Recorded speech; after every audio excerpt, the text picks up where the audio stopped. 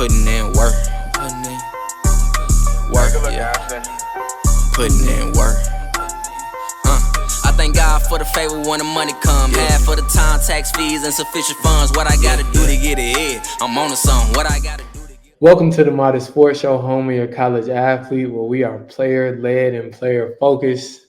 Today, we have a very, very amazing guest on the show. This guest for us is a first of her kind, coming from the women's college basketball arena. She is. We got a profile right here, so we ain't got to make nothing up. Marqu'es Webb is in her second season at Kansas after joining head coach Brandon Snyder's staff in May of 2023. Webb came to Lawrence after spending the past 2 seasons as an assistant coach at Mercer University.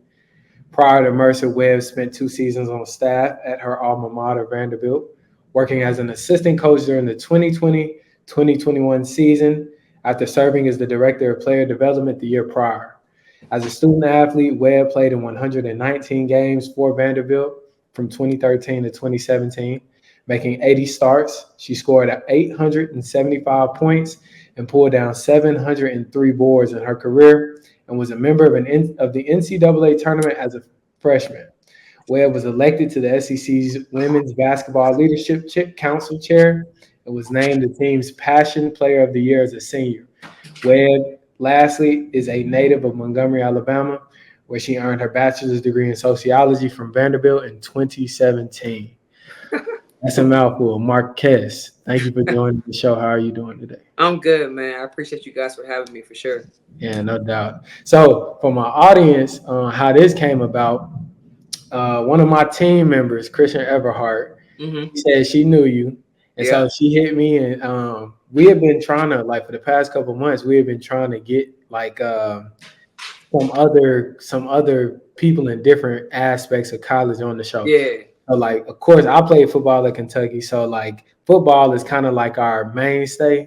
Okay. But this show is all about college athletes, and so we want to, I just the past couple of months I've been getting other perspectives from like track, people that run track and people that play just different sports, and so. Been trying to get in contact with somebody in the women's basketball area, and so you are our first guest. Just you know what I'm saying? There we go. That's a lot of pressure, but shout out to women's basketball. I'll take it. Yeah, thanks, man. So look, we like to start the show off with an icebreaker question. Okay. For you, so I got a lot of family in Montgomery. My dad is from Montgomery. 3 folks stand up. That's right. He went to school at Lee.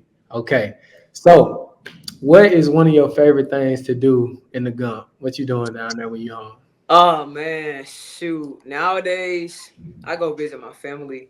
My grandma still stay in the same house that she did when I was younger. My auntie still stay down there. So, honestly, when I'm at home, I'm going to my grandma's house. I'm going to my auntie house. I'm going to see my cousins and stuff. Because it's very rare I get to go home. And if I do, it's probably like 2 days max. Right. So I'm spending time with my family. Like that's the best thing. Get some food. Hopefully my grandma, my auntie, somebody gonna cook. So I'm gonna eat good and I'm spending time with my family. That's about it, man. Okay. All right. So look, let's go back to I'm always interested in people and their journeys with their crafts. So like I think as quiet as kept in Alabama, I don't think people get how much of a basketball city Montgomery is for real. Facts. And like my dad, he was heavy into basketball. I know my cousins from down the way. I had a cousin, Willie Lacey. He went to Lanier. Yeah. He was big in basketball. You know Willie? I do. Willie, that's my cousin. So so anyways, just big in basketball in that area. So what's your journey with basketball? Who put the rock in your hands? Oh man. The crazy thing is, man, I've been playing basketball since I can remember. I used to go to the YMCA, Southeast YMCA. Okay. And I was young as heck. I might have been 3, 4. Wasn't even supposed to be on the team. Started playing. I was big enough. I was tall enough. They ain't know. And my grandmother on my dad's side, she worked at the YMCA, so they really weren't gonna tell me no, to be honest. Yeah, right. And since I was younger, that's really the only sport I've really truly ever played. I got it honest, truly, just with size. My father played, and shoot, from then, that's just pretty much what it's been. I had a small stint in gymnastics, maybe like a half a year, a small stint in soccer. Okay. But once I got to like middle school, I literally played one sport, and Oh, it was basketball. And for a long time, it was a just kind of release from everything. And then as I just kind of played it more and more, I realized that that's what I was supposed to do. Like that was a big reason of like just my purpose and everything. And that's what it's been from the longest. I've wanted to do two things. I wanted to play professional basketball and I wanted to coach basketball. wow. So God willing, I've been able to check off both of those boxes, man.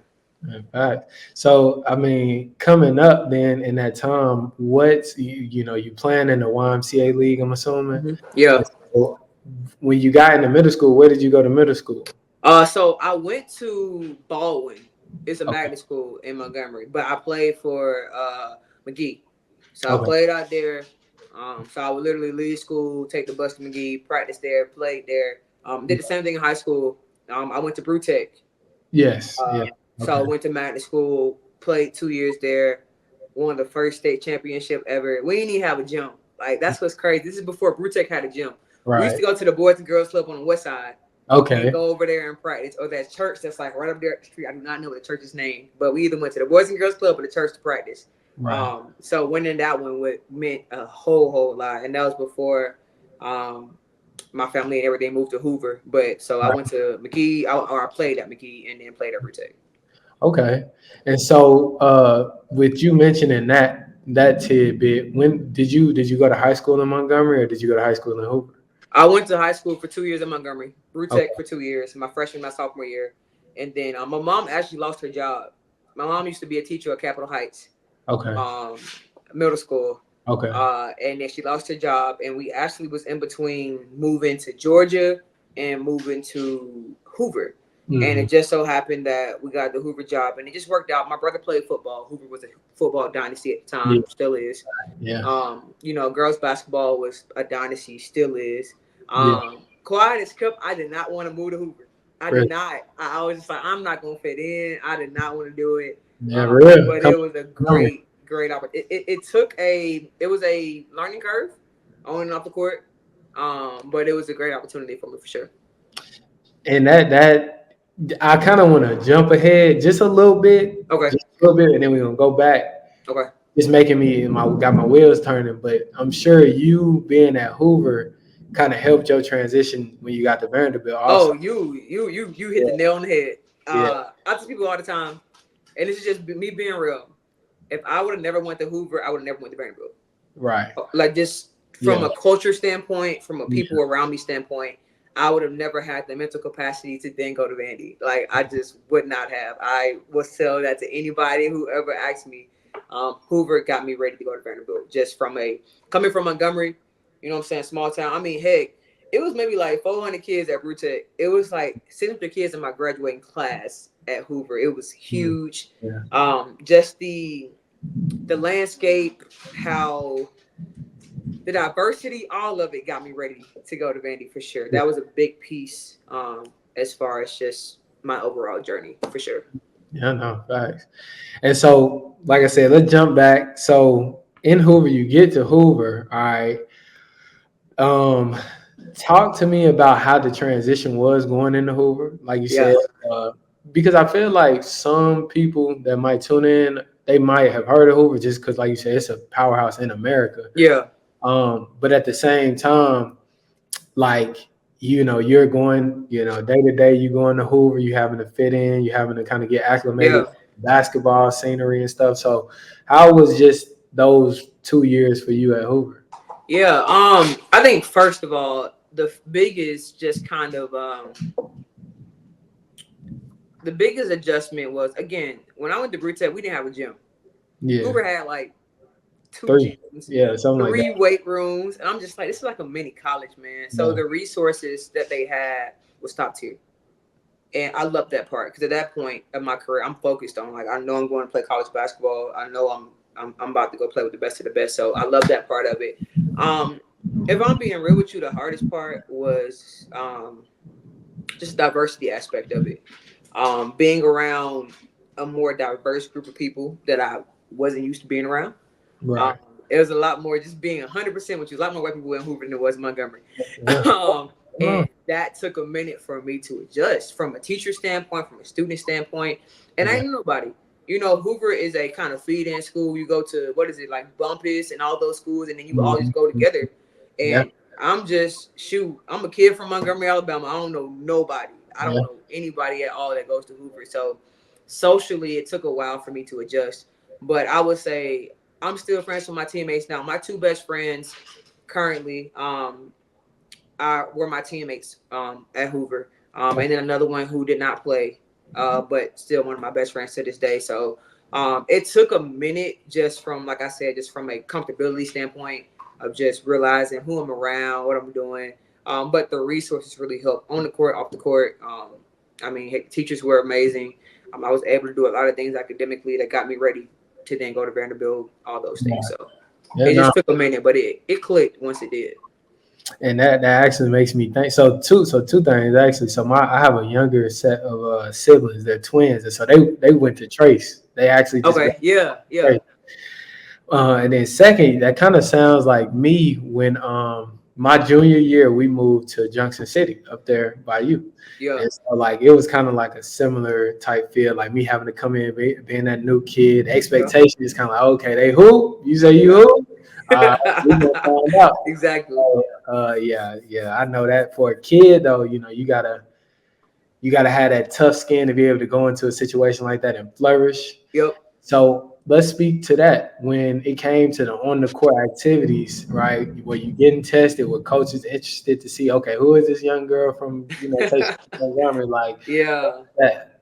So my first year was so interesting because that year we had won the state championship at Brute. We had actually played Hoover earlier in that year, and we lost to them. Okay. But I played great. We just lost to them. Yeah. Hoover was so damn good, man. Good Lord. They were so dang good. But they had lost to Bob Jones in the state championship. Okay. So I get there, and of course, trying to get back to that blue map. And like when we played them earlier in the year, it was a little tension just because like it's hoops, it's competitive. And then now here I am on the team with them, and it's just like, man, it was just a very competitive environment, but I loved it. Like I had great teammates. Like that my junior year, I think we finished like top 5 in the nation. And I will put that team against any other high school team you want to go against. Like my junior year, our team was stacked, man. Like we jump from the starting 5 to off the bench. So sorry, that's my dog. But like practice was super competitive, just super, super competitive. And I felt like that was the easy transition to it. Like I'm a competitor. I want to win. I want to play. And I'm going to meet you at the bar and then we're going to raise it together. And my teammates embraced me. Like I cannot say enough about my teammates. And as a young kid, like I'm very different now as an adult than I was young. And I had a big shyness about me. Like I love basketball and all of that, but the shyness was really pretty much there until I played basketball. And that was a different person in me. And they embraced that person and they helped the shyness come out in other aspects outside of basketball. But I would just say the adjustment came honestly easier than socially, just because basketball is basketball, and when you can hoop, you can hoop. And when you're playing with great players, it's gonna bring it out of you. So it was fun. It was really fun. And so, with that being said, I was actually just talking to one of my friends about this. I want to say yesterday, day before yesterday, but we were kind of talking about the time period when we were in high school, and I feel like I actually told him this, but him going into AAU, playing AAU, being exposed to different talent from different areas, like it helped his game grow. Because I remember my junior year, we were away from each other, but I came back to Alabama my senior year at Cheatham County High School, because that's where I'm from. And his game had flourished. Like his game, he was a different player. Yeah. We spent that off season playing AAU, and we talked about some of the EYBL stuff and stuff like that. And so I'm curious for you, what was kind of the like the recruiting period, because that's something we also talked about, just Yeah. different basketball and other sports get recruited from football because there's less spots. Yeah. And so for you, what did your recruitment look like? Did you play AAU? Did you, like, what were some of the Oh my off-season God. activities Yeah. that I'll kind tell of you what. I wish yeah, I was being recruited now with the NIL scene. My yeah. God. Who you telling? Shoot, man. Run Yeah, me back. Run it back for me. right. But no, the recruitment process was really good. I was really, really blessed, if I'm just being real. I could have picked whatever college I wanted to go to. Okay. And so I used to play for this local team called the Montgomery Heat. Then I played for the Roadrunners for a little bit. And then right when I moved to Hoover, this team called the Georgia Metros. And this is before EYBL really became a thing. Just a Okay. Nike team. It's just like a big Nike tournament, basically.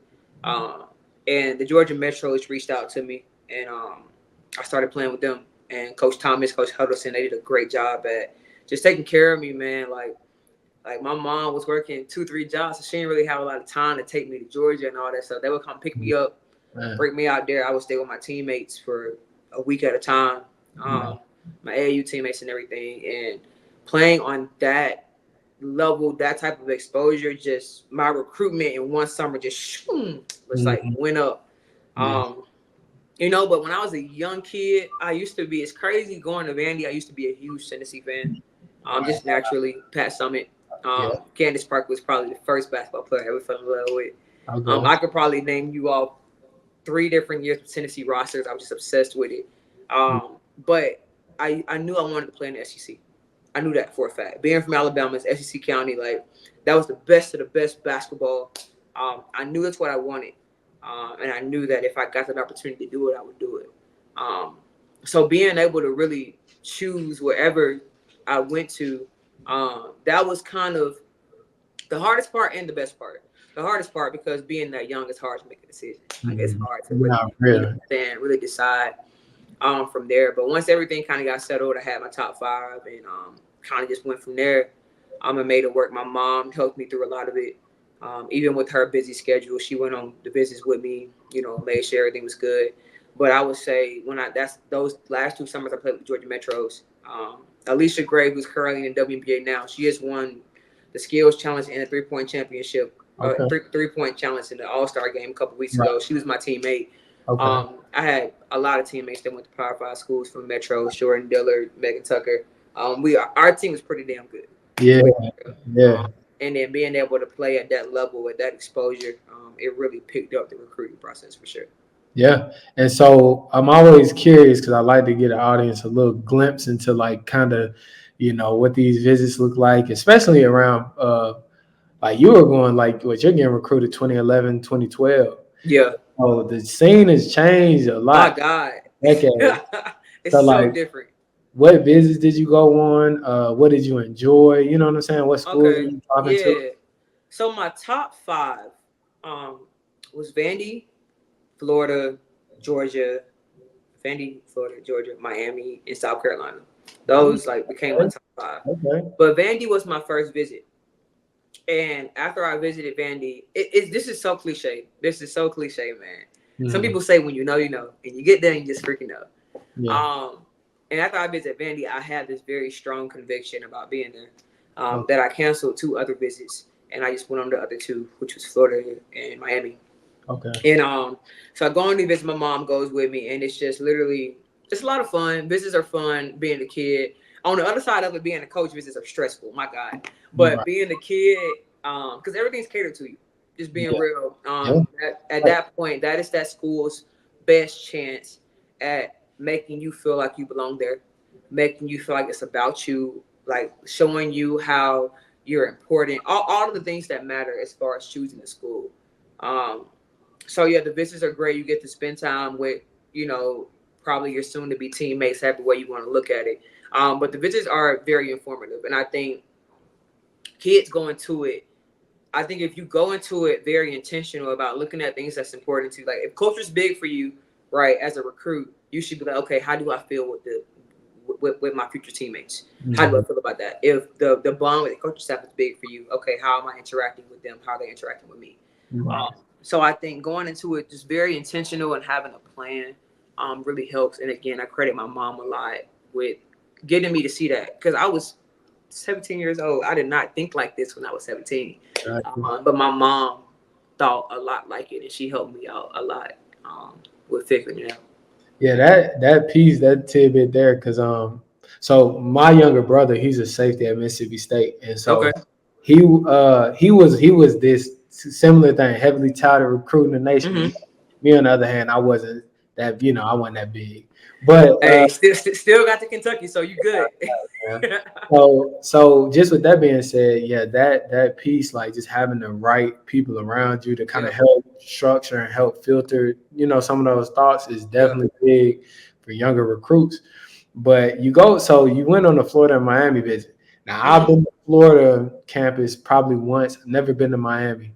I bet that was, I don't know, man. That was kind of Miami tough. was fun. I ain't even gonna lie. Miami was probably my most fun visit.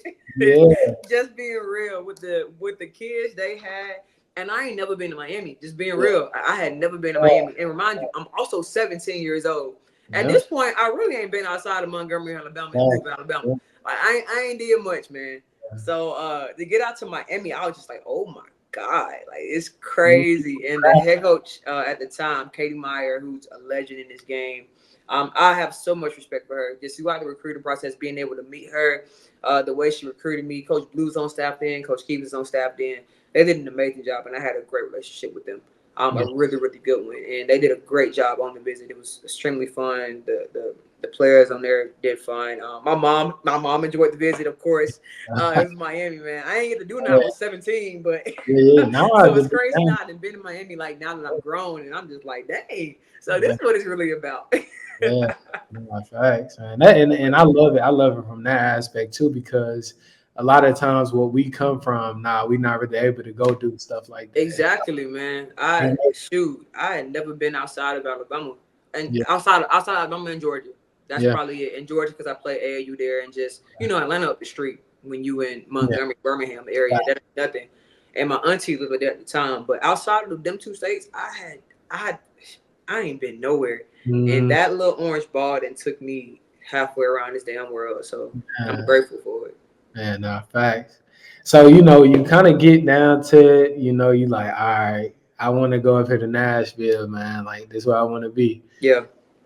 Ted, talk to me, like, what is it like getting up there? And we, it's not too much different from Hoover. But at the same time, you're a little bit further. Yeah. So let's run it back. Getting to that point was hard, if I'm being honest with you. I didn't list Alabama in my top 5, but I almost went to Bama. That's the thing a lot of people don't know. Okay. I almost committed to Alabama my junior year. Wow. I was that close to committing to Alabama, and I was calling my mom. I've only been to like 2 elite camps in Bama and Auburn because they're right there. And I had left elite camp, and I called my mom, and I was like, "Yeah, I'm about to commit." And she was like, "What, girl? Right now? Why?" And but that's another story for another time. So finally getting to the point of where, like, okay, this is where I want to go. That took a process. Because again, being 17 and having to call people and be like, "Thank you for this amazing opportunity that I never thought in my freaking world I would get." That's hard. That's hard. And that's why I respect kids now being on the coach's side that can pick up the phone and do that. Because I remember being there and it being really, really hard. But finally making that decision, getting to Vandy, man, Nashville is different. And Nashville at the time was one of the fastest growing cities ever, and it still is. Like, Nashville, like, from whenever I was in college to when I went overseas and came back, it was different. From the 2 years I was there coaching, it's different. And from now to if I was to go back now, it's so different because it is becoming one of the best cities in the world.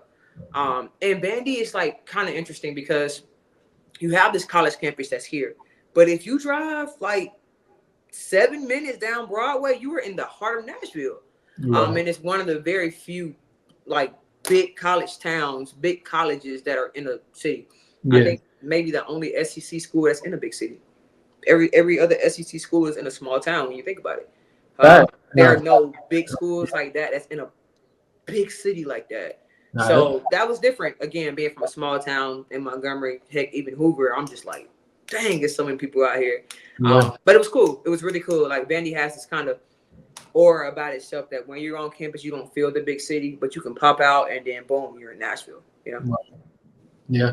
And so when you get up there, I imagine. So I'm curious to know about this too. So we know Vandy is kind of like the Ivy League and the Yeah. SEC. All right. So were the classes really that challenging? Let me put it to you like this. Yeah. Yeah. I was dang near a straight A student, and I got to Vanderbilt. I made my first D. I had never made a D. I don't even know if I told my mama that. To this day, I actually don't know if she knows. So if she see this, she's gonna be like, "Whoa." And half of that was on me. I'm not gonna lie. Half of it was on me. Yeah. Just being tired, being a freshman, time management, all of that. Yeah. Vandy was hard, but once you get like the hang of it, what people say about Vandy, it's really hard to get into. Yeah. But once you're in it, especially being a student athlete, the resources that you have, top tier. Yeah. So it's just a matter of learning how to use my resources, learning how to use my tutors, learning how to use study halls, and actually being efficient in it, and not just messing around being a kid that I was for like my freshman year. You know, yeah, I would say like after freshman year, after halfway through sophomore year, I got the hang of it. It was smooth. It was like anything else you kind of just get used to. Right. And so at Vandy, like kind of again, this is more informative to the audience, but like what's the basketball schedule looking like? Kind of like when do basketball players get to school? What are them workouts looking like in the August and September months? Yeah. So at Vandy, we got there. We spent both summer sessions. So we got there in June. So we were there June, July, and then we like a week break after that.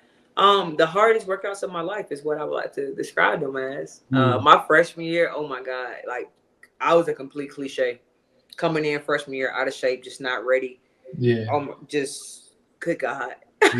Went through it, man. Just went through it. And it's funny because like I got to like at that point my junior year, I'm just like, okay, I'm good. Like, I know what to expect. Right. But definitely coming in as a freshman, it makes you question, do I really want to do this? Like, damn, you know, I mean, I'm sure with football that you had those experiences. And it's just like, can my body really take this? But yeah, that's what it was. Summer workouts are always the hardest. You know, you're going to really see what you made of. You're going to see what your team made of. You're going to see. And I would say my freshman year, I want to shout out two of my teammates, Jasmine Lister and Christina Fogarty. I had the absolute best leaders to possibly have as a freshman. They were freaking amazing. They were all SEC for like 4 years straight, man. They some dogs. Just trust me on that. They are in the record books at Vandy still, just some straight dogs. So having them as seniors my freshman year helped me out so much, and it helped me become a leader down the line. It showed me what work is really, what college work looks like, what SEC work looks like. It showed me. They showed me that for sure. So they made it a lot easier because they walked the walk, but they talked the talk and did something. You know what I'm saying? So that made a big difference, having teammates that have been through it and knew what it was about. You had two great senior leaders in there, kind of helping you guide, kind of guide you through it. And so I guess I don't want to spend too much time on your Vandy era. I do want to ask you, what are some of your more memorable, favorable memories, when it comes to just you reflecting on that time? Oh my God, that's a great question. Because it's cliche again. If you ever played college athletics, which I think you will relate to this. Yeah. People say all the time, you're not gonna remember the games, man. Like you remember the big ones, but you remember these moments with your teammates. Remember those, and we had some big games. I mean, going to the tournament was great. I remember the first time we had never had beat Kentucky at Kentucky. Speaking of Kentucky, we had never beat them like at their place. And the first time we beat them was my junior year. I'll never forget it. And I am damn near like dehydrated, cramping up so bad that I think the end of the third quarter is the fourth quarter. I think the game's like over, and we got a whole other quarter. And I'm like tripping, but we fight it out. We beat them for the first time ever at their place. I mean, just the first time we beat Tennessee, I was a freshman. We beat Tennessee at our place. It was also my first technical foul ever. I remember that game like it was yesterday. But then I also remember like moments like with my teammates, man, where we're just in the dorms like cutting up. Yeah. big old water balloon fight where like the freaking dorm people get called on us and we get in trouble. Like all those little moments like that. And I think those are moments that make college athletics so special. Truly, like when you do it right with the people. And I'm still friends with my college teammates to this day. We still have our same group chat. We still have our group chat on Instagram, like all of that stuff. You know, I'm just really, really grateful. And so I had a coaching change. I got a new coach my senior year. Okay. And when Steph came in, that was my coach my senior year. She changed my outlook on basketball in a more professional manner. She got me ready to go overseas. She got me ready to be a coach. She did so many good things for me. And she's still a big part of my life to this day. I just went to Connecticut a couple of months ago, or a couple of weeks ago, whenever it was, to go see her and watch their game versus Dallas. She's the head coach for the Connecticut Sun now. Okay. So I think that the connections I made, the people I've met, and just the memories I'll forever have, those are the best moments when it comes down to it. And of course, winning games and being able to do a lot of cool stuff is great. But the people and the connections, that's what make it really, really special. And that makes me think too, kind of with their exodus of college basketball, right? And you kind of talking about those connections. How are you able to kind of get to overseas and get to talking to some teams and, you know what I'm saying, just kind of going on that journey? Yeah, so that process is you get an agent. You get an agent that works for you, and they do the whole talking to people overseas type of thing. And it's funny because the first agent I got, I had to fire. Wow. And I had never fired nobody before. I didn't even know what that meant, what that looked like. But and it's funny because my mom did not want me to hire this agent. It's just the cliche of like a mother knows, you know what I'm saying? But I had to get rid of that agent, and I got another one, Matt. And I still talk to Matt like to this day. And he did a great job of just representing me, finding me a spot for back-to-back years. And I've actually used him with former players I've had and everything. He represented a couple of my teammates as well. But yeah, that as far as the overseas thing, it's just a matter of finding an agent. That's it. Finding a good agent that can represent you, that is very well connected, and that you can trust. Right. And so, like, your first stop, I couldn't pronounce. I don't know if it was the coach or the city that you was in. It was like ZA something, ZR something. Zabini Bruno. Okay, now is that was your coach at the time? That was where that was the club name. Okay. And that was my second year overseas. Okay. I was at Zabini Bruno. My entire career overseas, I played in Czech Republic. But the Benny Bruno, that was the best club I ever played for. Like, God, that year was the best year ever. All right, so that makes me think then, because we just seen the clip of what's my guy man Jabari Parker, right? A couple months ago, and he kind of broke down and just about playing overseas and what that grind is like. And so I'm sure when you seen that, because even when I seen it, I know what it's like being away from home, but still trying to pursue your journey. Yeah. But for you having played overseas, like, talk to me about the cultural difference, the time zone, like you away from family. Man, what is that like? Jabari is right. And I have a lot of friends that have played, that still playing. It ain't for everybody. I'll put it to you like that. It ain't. You talk about literally, like, my nephew was born when I was overseas, and that was like the best day and the worst day of my life. Because the best day because my nephew was here, and the worst day because I couldn't be there. My entire family was there. I wasn't there. You miss a lot.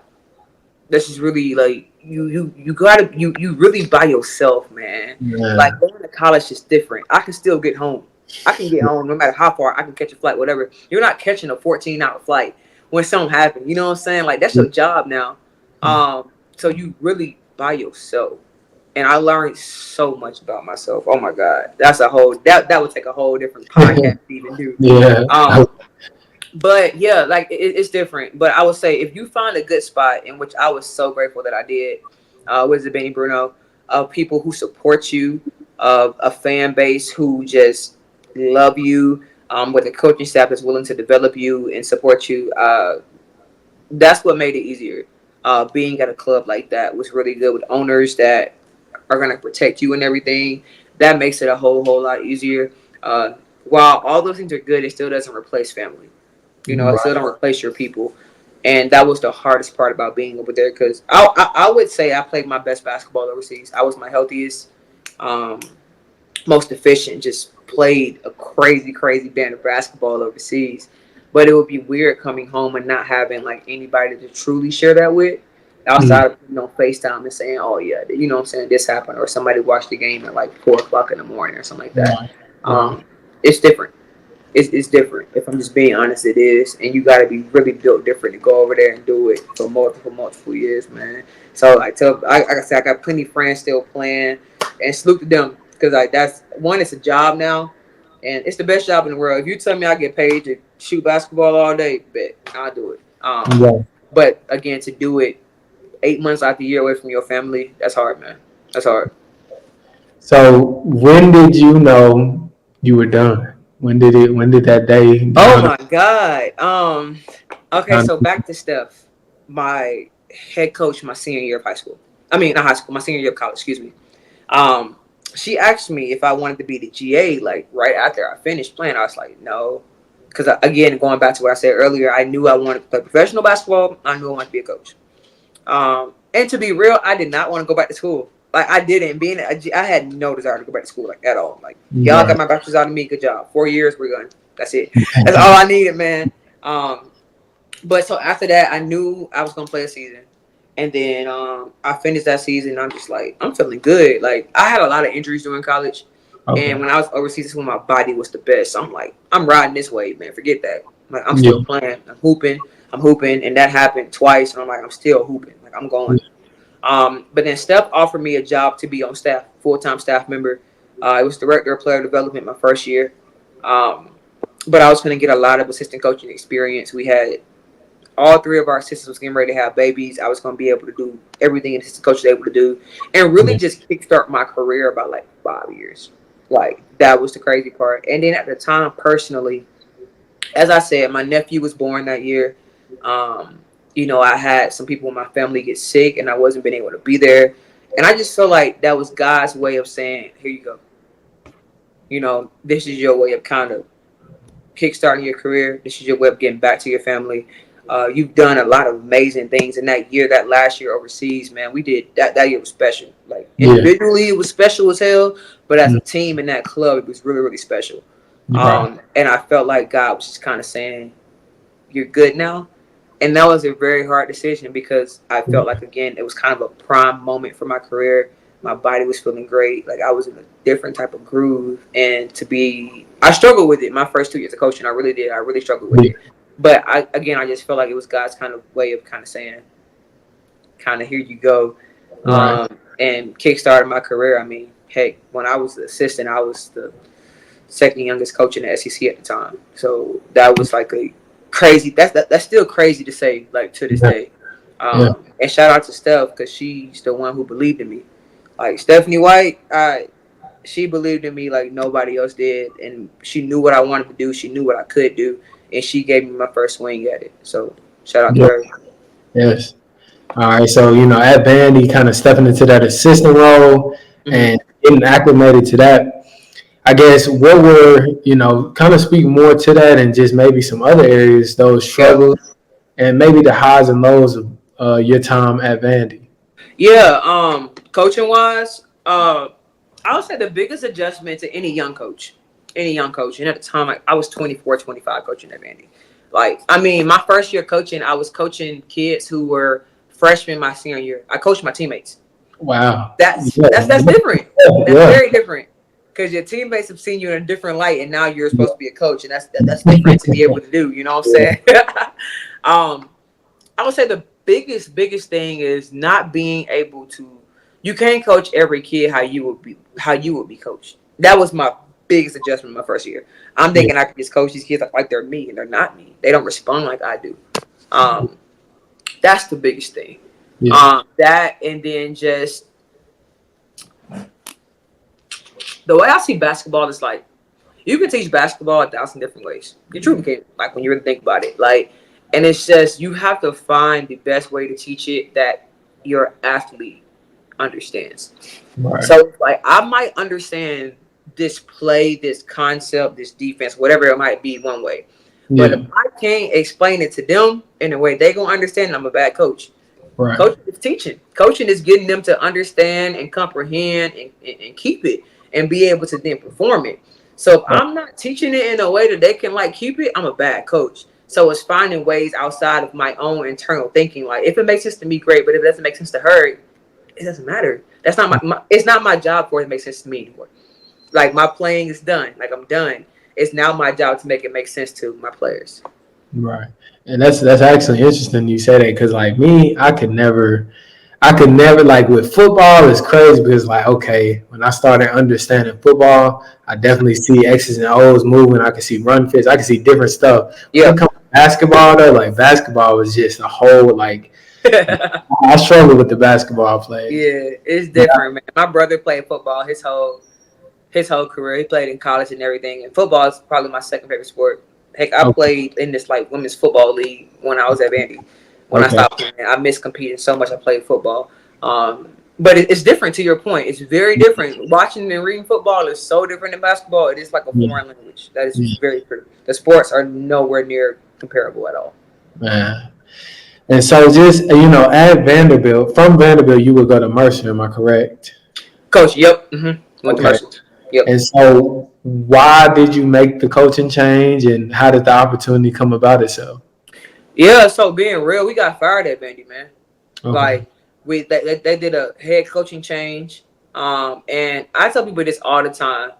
I am so glad that happened so early in my career. I'm so glad. Yeah, I can see that. Learning how to navigate finding a job when you don't have a job, that's different. That's so different. And that happened to me so young in my career. I'm so grateful for it. I pray I'm never in that position again. But if I am, I know how to handle it. And again, shout out to Stephanie White, somebody who helped me get through it. I cannot thank her enough. Like, it's ridiculous. But yeah, getting to Mercer, and I had actually met my then boss, Susie Gardner. I met her out recruiting when I was at Vandy. Just at one of those recruiting trips, sat by her. Her and I talked, exchanged contacts, and saw they had an opening, sent her an email, and the rest was history. And my time at Mercer, man, was so needed. It got me out of my comfort zone because at that point, all I knew was Vandy. I played there. I coached there. I worked for the lady that coached me. Right. And Susie was just so different. And the kids are just so different. And people think mid-major and Power 5 is so different, and it's really not. The only difference is resources. That's it. Wise and coaching-wise, it's all the same thing. Like, all the same. But it was 100% needed in my 2 years there, and I won a conference championship. Like Susie is the winningest coach at Mercer. Mercer Hall of Fame. She should be in it. Period. Right. They had won by the time I got there. I think it was like 7 out of the last 9 conference championships. Like it's crazy. The lady had rings on rings on rings. So I won my first ring with her collegiately. And that teaches you something different. You know what I'm saying? Being able to compete for championships year in and year out, for sure. Yeah. Man, so I hate to kind of speed it up, but I do want to know, how did the opportunity at Kansas come about? And like I said, when I moved to the Midwest, I understood that they got a different love for basketball. It's different out here, man. Yeah. And so, with me being in Junction City, I went to a few games at Kansas State and Manhattan. And so never was able to make it to a Kansas game. Yeah. But I'm interested to know, like, how you got up there to Lawrence, and what has the adjustment been at Lawrence, and just tell me everything about it. Yeah, so basketball in general, sports in general, but women's basketball specifically, is all about who you know. As far as coaching and getting jobs, all about who you know. So my 2 best friends played at Alabama. Okay. Cara Rawls and Courtney Hunter. Their point guard at the time was Karala Knight, now Knight, because she's married. So I've known Karala for more than a decade. She was the assistant coach here at Kansas. So once Terry Nooner got the head job at Wichita State, me and Rod connected, and that was it. She was the kind of the middleman between myself and the head coach, Brenton Snyder. She was the one that vouched for me. She was the one that gave him my name. She was the one that said that this would be a great fit. And that's really how this basketball world works, man. So Rod was the one who really got me here. Getting to Kansas is different. It's funny, like out recruiting, people ask me all the time, "Oh, how's work? How's Kansas? How's Kansas?" And my best answer is to say it's not the South. Like as far as Kansas. Like Kansas is the South. Like, that's kind of the best way to put it. Working here, like to your point, Kansas is the basketball capital of the world. No one is doing it like Kansas is. Period. Yeah. I don't care how, what, where, when, who. It does not matter. Yeah. Basketball is the biggest deal here. Yeah. You know, like how in the South, man, football runs everything. Yeah, exactly. It don't matter. The football team can suck. Being real, our Vandy football team, they was not good. Yeah. But football still ran it. Yeah. And it's like here, basketball runs it, man. Mm-hmm. And it's not just men's basketball. Everybody here is Kansas. You think of, Bill Self and men's basketball, and rightfully so. That's a dynasty. But women's basketball is also that. And we get all of those benefits, and the community supports us like no other. I will never forget. We played K-State here for the Sunflower Showdown last year. Bro, I walked out there. I couldn't hear myself think. It was so damn loud. Yeah. It was so many people. The game, that was probably one of the most fun games I've ever coached, easily. I remember senior night versus OU. OU had just won the regular season, and they come see us for senior night. One of the most fun games I ever coached. Like to play in, to win. Lawrence is just a different place when you talk about basketball. When you talk about the support, when you talk about the resources, like that's the thing that's what makes Kansas so different. That's what makes the Midwest special, because everybody can't do it like Kansas do when it comes to basketball. Right. And I coach basketball. I don't care about football. I don't care about none of that. Yeah. But when it comes to basketball, everybody can't do that. Period. Man, that's it. Sounds like you in hoop heaven up there. Yeah, that's what it feels like, man. Like it really is. Like, again, when you have a place and an administration and that's the thing, you have an administration behind you that cares and supports. Because at that point, the administration gonna fight for you in every facet, and then you have a community that wants to be there with you every step of the way. Yeah, you're in a good place, truly. Well, guys, Marqu'es Webb. Like halfway through the interview, I was just looking down here at our names. I'm like, man, you got one of them names that belong on the jersey. If I'm telling you the truth. I guess it was destined to be there. Yeah, real. And I feel, like I always tell my guests, like, because sometimes I feel like the time that we have allotted doesn't like really allow us to really get into some of the things that I like. So, maybe on down the line we can do a part 2. We can get you back and kind of about some other stuff. But for sure, I appreciate you for coming on the show today and sharing your perspective. Like, we wish you the best, man. We wish you the best. Big season coming up soon. Yes, thank you. I appreciate y'all, man, for sure. I think what you guys doing is super cool. Hearing different stories from different sports from different people, I mean, that's the beauty of athletics. So for sure, keep doing what you're doing. Y'all are doing a great job. I'm happy that you guys chose me to be on this. So if anything I can do to help, you ever in Lawrence, you want some tickets, whatever it is, man, hit me up for sure. And we'll make it work. No doubt. Guys, it's been another episode. Be sure to like, comment, subscribe, share this video around. Let's keep running these numbers up and keep getting these stories told. And just like that, we out. For sure.